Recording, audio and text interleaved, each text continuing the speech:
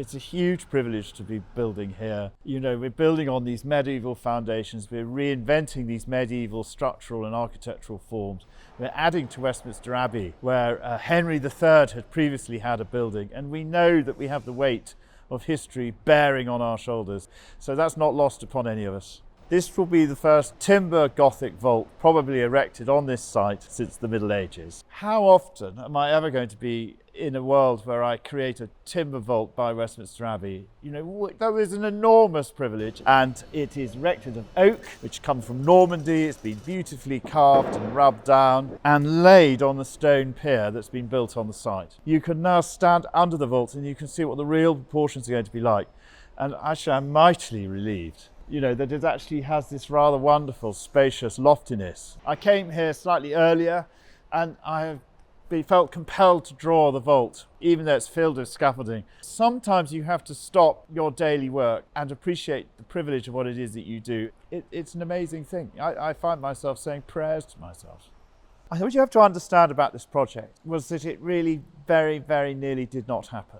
We had begun work, we got the archaeologists digging away, the ground was uncut, and then suddenly COVID struck, the abbey closed, and there was a moment where it could have been a simple case of just putting the grass back over the hole and forgetting all about it. And what saved it, I think, was that the Clerk of Works was able to persuade the abbey authorities to buy some scaffolding that would then go over the top of this hole, protecting it from rain and allowing it to be left open for what turned out to be about 4 or 5 years. That action by the Clerk of Works probably saved the project. So by the time the Queen came to lay the stone, it was unstoppable.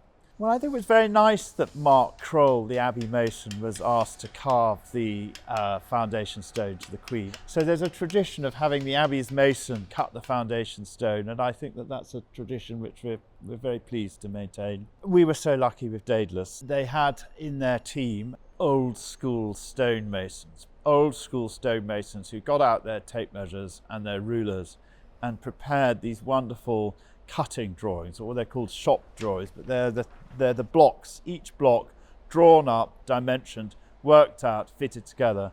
The geometry of each individual stone, where each timber becomes part of the timber ribs.